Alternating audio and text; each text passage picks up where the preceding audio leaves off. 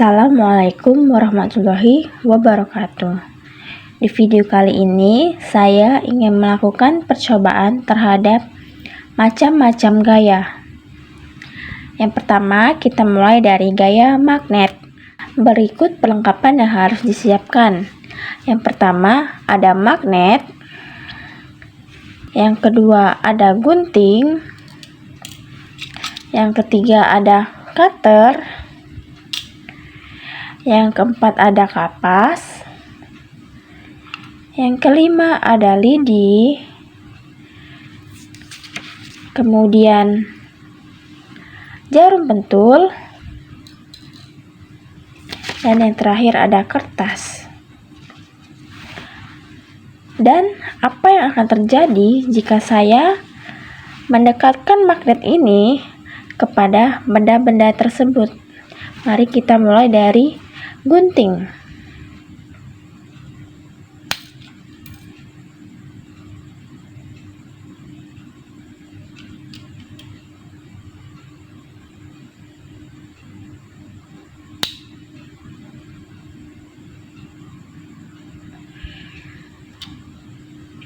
Kemudian cutter.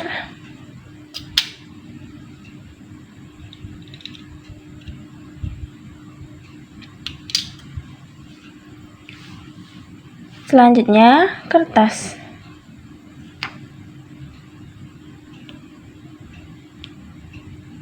Kemudian, lidi.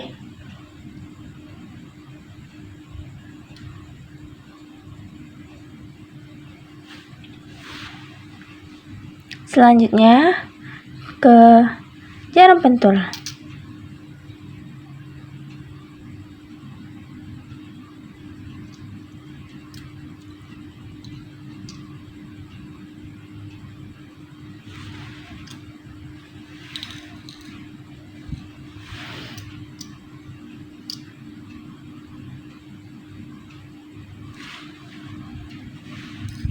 Dan yang terakhir, ke kapas.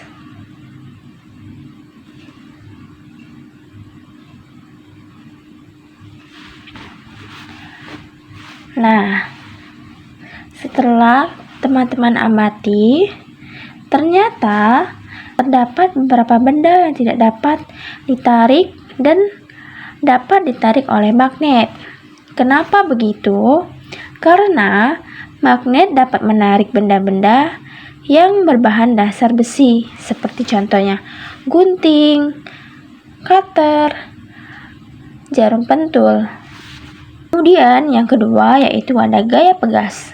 Di sini perlengkapannya yaitu 2 buah pena, kemudian karet gelang. Di sini teman-teman buat seolah-olah menjadi ketapel seperti ini.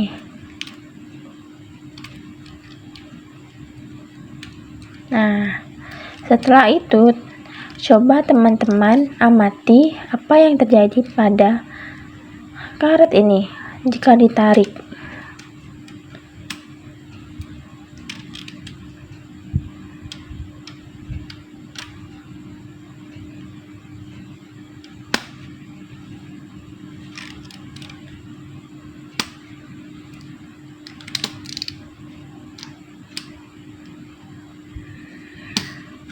Berdasarkan uji coba tadi, karet yang telah ditarik selama beberapa saat kembali ke bentuk semula. Dikarenakan adanya kelenturan dan daya dorong yang ada pada karet, sehingga menimbulkan gaya pegas. Ketiga, ada gaya gravitasi. Nah, gaya gravitasi adalah gaya yang dapat terjadi akibat adanya gaya tarik bumi sehingga benda menuju ke pusat bumi atau ke bawah. Contohnya, seperti bola yang telah kita lempar ke atas akan kembali ke bawah. Pena yang telah kita lempar ke atas akan kembali ke bawah. dikarenakan adanya gaya tarik bumi sehingga benda menuju ke pusat bumi atau ke bawah. Yang keempat ada gaya otot. Gaya otot adalah gaya yang ditimbulkan oleh otot manusia dan hewan. Contohnya, di sini terdapat ilustrasi sumur.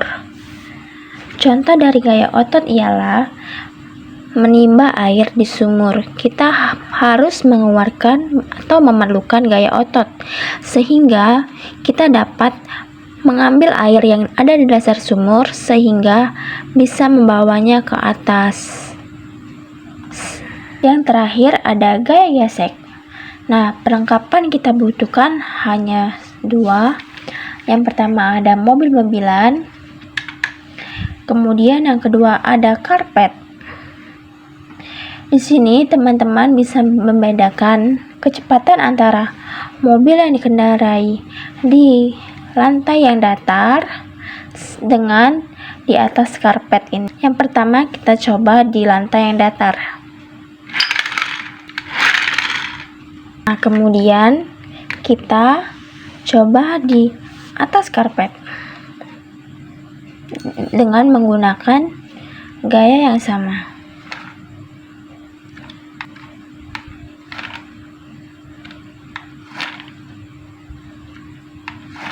Jadi, terbukti bahwa mobil yang berjalan di lantai yang datar lebih cepat dibanding mobil yang berjalan di atas karpet. Itu lebih lambat. Itu dikarenakan adanya 2 permukaan benda saling bersentuhan antara gaya gesek ban mobil dengan karpet. Gaya gesek sendiri menyebabkan perlambatan. Kemudian kita akan membahas mengenai pengaruh gaya terhadap benda. Yang pertama, pengaruh gaya terhadap benda yang diam. Benda yang diam akan bergerak jika diberi gaya. Contohnya seperti bola yang diam akan bergerak jika kita sentil.